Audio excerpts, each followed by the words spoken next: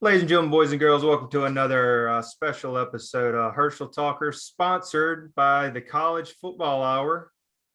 Did I say that right, Scott? I guess that'll do. Okay. By that sponsorship, is there any money involved that I'm not seeing, Trey? Not yet. I'll Venmo you. We'll talk about it later. Not yet. We got special guest Kris joins us. He is, we'll say, replacing Big Sean. Sean is in London, traveling with the family. How we doing today, Kris? Doing good. Thanks for having me again, guys. Having a good time. Awesome. Glad that you're on. How we doing today, Scott? Angry Scott. I'm doing fantastic, and I have some angry things to say when it comes to Michigan. So you will see full-on Angry Scott. There you go. Awesome. And also want to mention our partnership with Talking Dogs. They've always been graciously allowed us to post on there. So if you want anything commit to the G, Georgia related, they have great posts. They got Talking Michigan, for example, all the recruiting stuff. They got their Talking swag. So please check them out. Memberships are adding members all the time. So check out our talkingdogs.com partnership. Jumping right into it. Georgia versus Michigan in the Orange Bowl, 7:30 on ESPN. I forgot to ask this, Scott. What did you think about having these games on New Year's? And I remember a couple years ago they tried. You mean New Year's Eve? I'm sorry, yeah, New Year's Eve. That the ratings were down. I think it was that one with Michigan State, and they said they're not going to do it again. I just thought it was interesting they went with the New Year's Eve again. I guess since it's Friday night too, but. So funny story. Since Sean is out in London, happened to be during that time. The first time they had him on New Year's Eve, it was Clemson, I think, versus Oklahoma, and Michigan State versus Alabama. And ironically, I was actually overseas, so I actually watched those. I was watching those games on ESPN and stuff, and I still watch them on New Year's Day. What do you think about that, Trey? But New Year's Eve, man. I mean, in the COVID times that we're in, you probably be fine, unless somebody wants to go to a COVID super spreader event on New Year's Eve, then, and I don't know if you saw that Lifetime Classic, COVID just in time for Christmas. Well, now it's COVID just in time for 2022. So, people are going to go out and, by all means, go live your life. In the past, I would say, yeah, it's stupid. Why are you doing these on New Year's Eve? But now, it might not matter. I mean, look, if you're a fan of one of these four teams, you're going to be watching, right? It's just that later game, you're going to get some people. That's where they have the Georgia Michigan game later because you're getting more reviewers, right?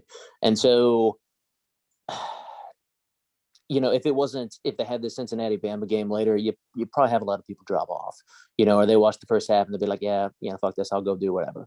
So you're still going to get a bunch of people that watch. I still think you should have it like, New Year's Day, or if you don't want to do it New Year's Day, January 2nd, which you're not going to do it January 2nd because that's when the NFL is.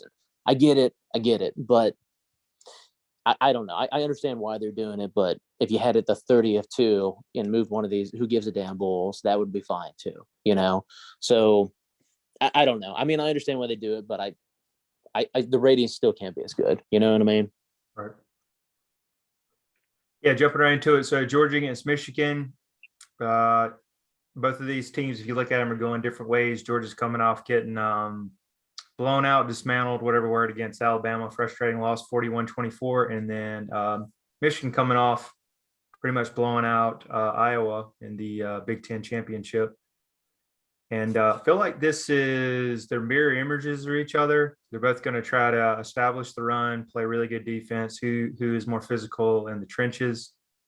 Point spread is 7.5. That one as well didn't change too much. But flip it over to you guys before I'll make my pick and everything. So I know you guys hate Michigan, but it is a Big Ten school. So who are you guys pulling for, and what's your thoughts on this game? I'll give you my thoughts on that first, Trey. Fuck Michigan. That's what I fucking think. Okay, I don't subscribe to this SEC bullshit where it's just like, hey, I pull for the SEC. Fuck that shit, man. The only person I care about is Ohio State Buckeyes. So fuck Michigan. I hope y'all beat them by fucking 40 points. I hope you beat them as many years as it's been since you won a national title. That's what I hope. Wow. So I'll give you my quick thoughts on it. Not to go replay what the SEC championship game is, but Trey, I'm going to give you a ray of hope, which I don't know if you've ever watched that. Those SEC shorts. Your relationship with hope, I know, has been challenging over these last couple of years. But I still think Georgia has got their loss out the way. I think there is a path to redemption that you can still go on to win the national title. Is it going to have to be one of those times that you don't do it through Bama? It's going to be, you're going to like it. You're going to enjoy it more if you do it through Bama, if you win. Okay. But, sometimes, man, you got when Ohio State won the national championship 2014, we went through Alabama, and, we're 1-1 against them. Now, we don't play them every year. We're 1-1 against them in the last, whatever, been 10 years or something. Okay. So I would say this, man. I looked at Georgia's D line. I mean, Georgia's the best team in college football this year. And I looked at Georgia and I looked at that, just the talent, crazy talent, man, on that D line. I said, that's the best D line in college football. And Nick Saban found a way to neutralize it. Because when I looked at your secondary, I'm just talking about Ohio State now. I said, man, I'm not worried. I'll take our receivers against your secondary. But I don't know how they're going to do against everybody else, right? So now when you go ahead and they neutralize, and Nick Saban found a way to neutralize, then you're kind of like, okay, well, Alabama's receivers had a pretty good day against your secondary. However, man, I don't know as though Michigan has those same guys. Okay. And the other thing is you got your Alabama has been the thing you're trying to get over. I mean, it's not really been Michigan. That has not been your boogeyman. So you got that game out the way. What is the point spread? Is it 7.5 right now? Has it moved at all, or has it stayed about that way? Yeah, I think it actually started out at 9, I heard, and then it jumped down to 7.5, but it stayed there for a couple of weeks from what I've seen. Okay. So, I mean, I still think, man, I think this is actually going to be a close game. I do think this could be a close game, but I will say Georgia's D, I do expect it's going to come back, and I think they're going to want redemption. And the thing is, man, you don't have to wait a whole year. As much as it sucks for Ohio State when we lose to Michigan, we got to wait a whole year. You don't have to wait a whole year. You might not even play Bama in the national title, but in the meantime, you want to make sure everybody's, got it together from a COVID standpoint, meaning that nobody gets COVID before the game. And, I do expect that D to come out and handle the thing that Michigan did well against Ohio State is both sides of the line, offensive line, defensive line was dominant. I'll take Georgia's D line against Michigan's O line. So I think they're going to stop the run. And then their quarterback, he does just enough. For Michigan, it was a K. McNamara, but he doesn't blow me away as he made just enough plays. I think he only threw for 156 yards against Ohio State or something. So he didn't go crazy. He just did enough. Right. Now they do have a couple stud defensive ends. Michigan does. And that is, so my only other concern then when I go to Georgia, look, Stetson Yeah, we kind of lost him there. As a Georgia quarterback, right? But okay, can you hear me now? Yeah, that's fair. So Stetson Bennett has far exceeded expectations as a Georgia quarterback. You know what I mean? So he's never gonna be that 5-star talent. So is who's the guy that was out? Who's the back quarterback came in from USC? What's his name again? Is it JT? Free JT. Yeah. Free. So but you already have a good backup. It's just one of those. Stetson's never going to be as talented as JT. So, but maybe he's the right guy for this team. I don't know. But he wasn't in, that SEC championship. Does he get redemption? So we'll see. I mean, I think that Georgia's going to have enough. I think they're going to get redemption. This is on their way. I said this the whole year that I thought they were a team of destiny.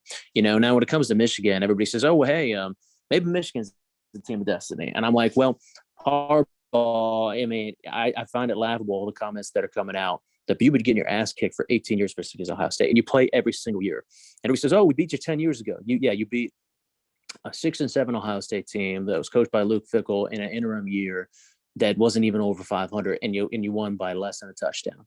So the last time you beat a good Ohio State team was 18 years ago. So I find it laughable. Hey, you beat us. You want to talk some shit? Go ahead and talk some shit. But this whole, it's like an indictment on the program, and Jim Harbaugh's comment. Some guys, they end up on third and they think they hit a triple. And of course, what he's saying is, oh, Ryan Day, you didn't build this. Well, Ryan Day is still a pretty damn good coach. Okay. And Harbaugh, your record in big games, ready for this? 1-5 against Ohio State, 3-4 against Michigan State, 4-9 against your rival.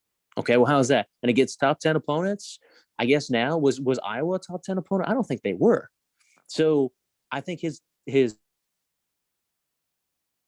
top 10 opponents is 3-13. That still sucks balls. So that tells me that he's going to choke on the chicken bone. All signs point to him choking on the chicken bone. Fuck you, Jim Harbaugh. But maybe I'm wrong.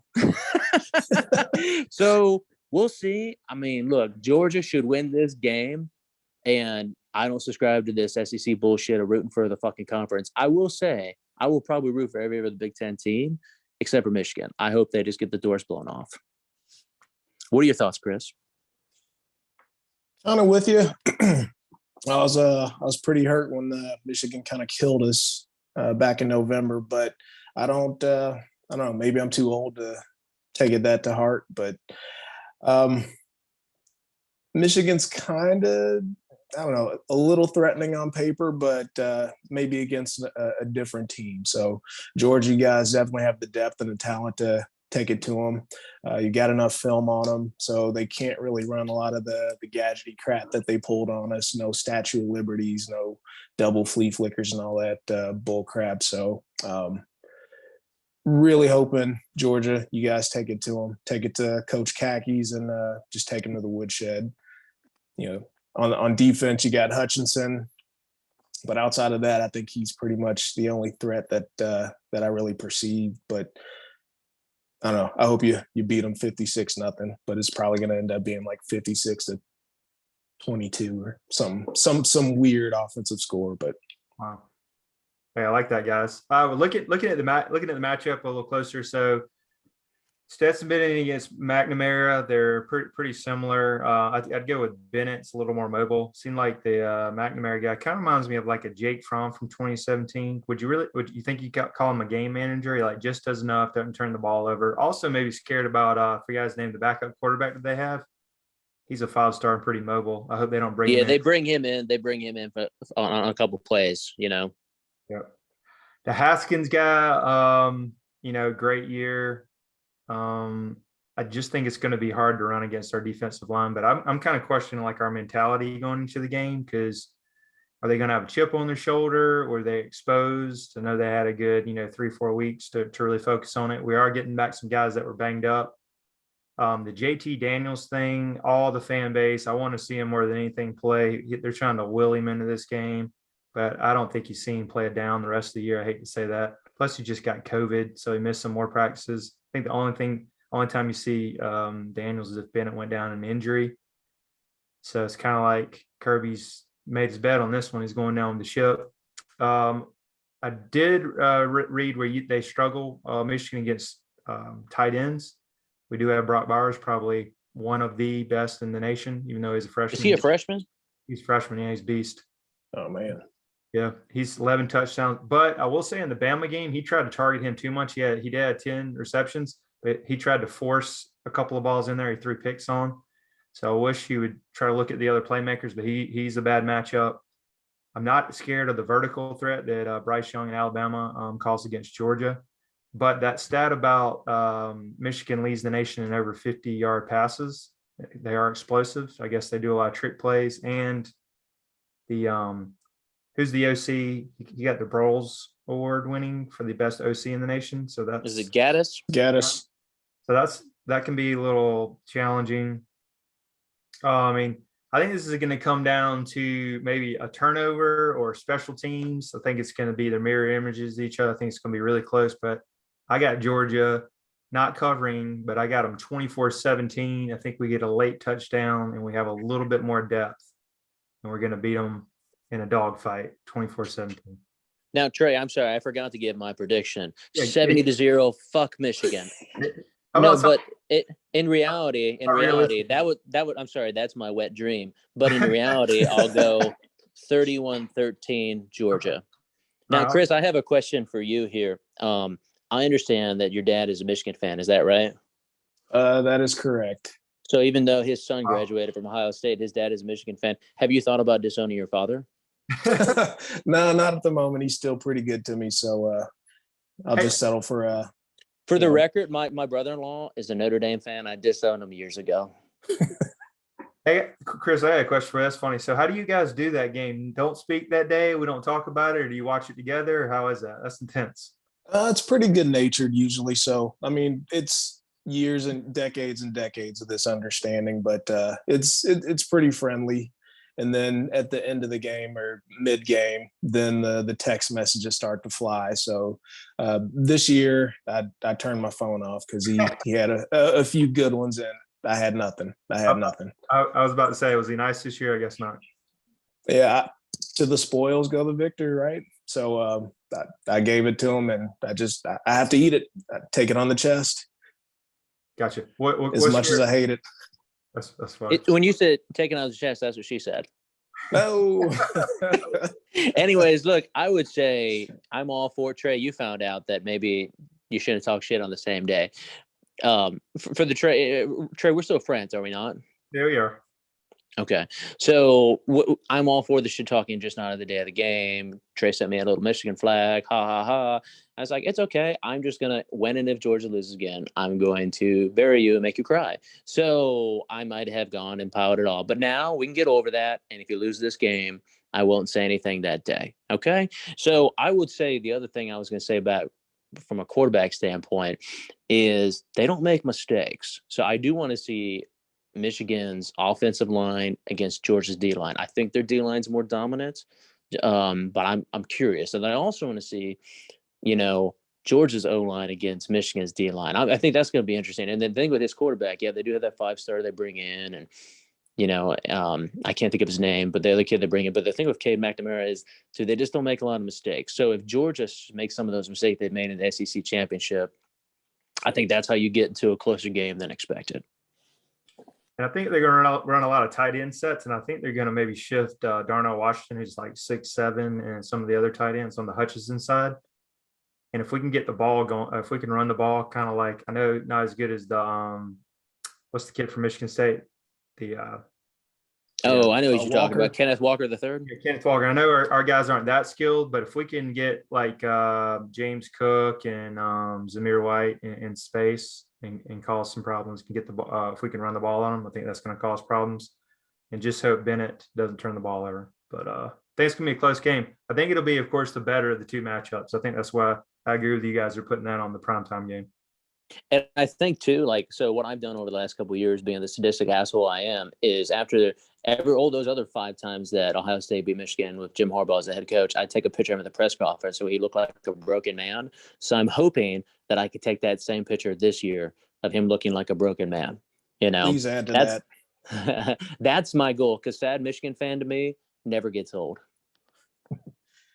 I will say this one last question, since you guys are more of Big Ten and national. So if Kirby Smart loses this is supposed to be this team. Where is Georgia as a program after this? Because lost to Alabama. Let's say if they lose this Michigan game, or if we even lose to Alabama again in the national title, like where are we at? Kind of like we're 6 years in, and it's kind of like, we're right here at the brink, but we're never getting it. It'll be 42 years next year. So it's like, where do you see Georgia as a program?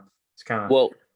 My thoughts are on this. I mean, as much as I want to tell you that there's no hope, I would say there is still hope. Not a fool's hope, like the Lord of the Rings reference. But look, man, there's so much talent in Georgia right now. You got to keep doing what you're doing. And, I mean, look what a huge failure Jim Harbaugh has been until this year. And now they're in the playoff. So, and I think Dabo, DB Sweeney, dude, I think they lost. I think he started out versus South Carolina 0-5. And so I think he took over for I'm drawing a blank. Who is the old head coach at Clemson before Dabo? Yeah, Tommy Bowden. That's right. So he took over for Tommy Bowden in 2008. So man, he's been there now. That was an interim coach, and they became the head coach. But dude, it took him to 2013 to they made it to like a big bowl game and like even a BCS bowl. So you can still build that program. And with as much talent as you have in Georgia, they're heading in the right direction. It's just that you got to get over that hump, because if you get to, I know this is a long time, we're 6 years in, but if you get to year 10, okay, and you haven't gotten over the hump, then you start heading into Mark Richt territory. And then it's like, okay, if I was going to get over the hump, it was already going to happen.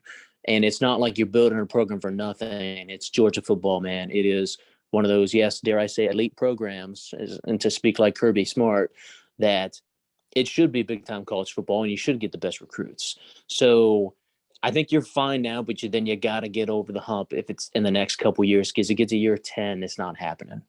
Yeah, unless Saban retires. What are your thoughts there, Kris? Well, Scott, I think you hit it right on the head.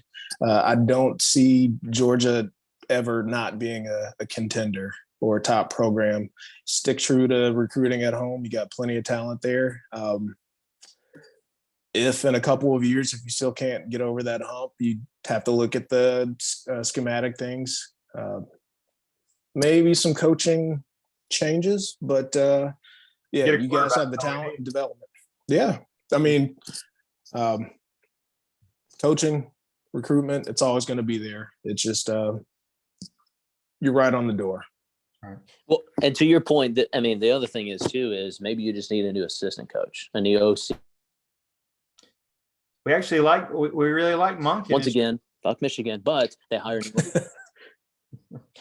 they hired a new offensive coordinator and a new defensive coordinator. So, now here's the thing I find ironic. Isn't one of your coordinators going out to Oregon? Yeah, Dan Lanning. Yep. And he's actually going to be calling the plays. That's another thing that scares me is how focused is he on this game. And he just got blasted against Alabama, but they say he's all Georgia when he's in the building, but we'll see.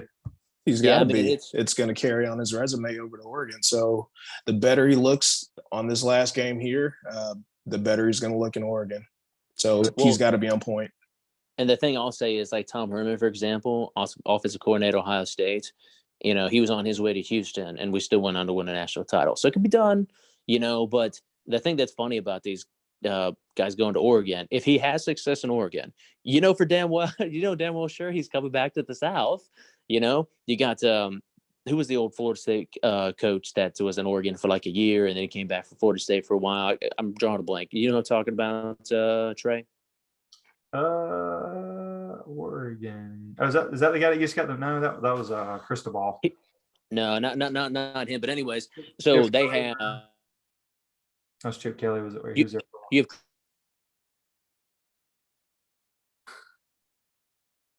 Sorry, did we lose him? Scott, I think you faded. Hey Trey, I'm losing you there. Oh, we got you. Sorry. There you go. A large burger and fries.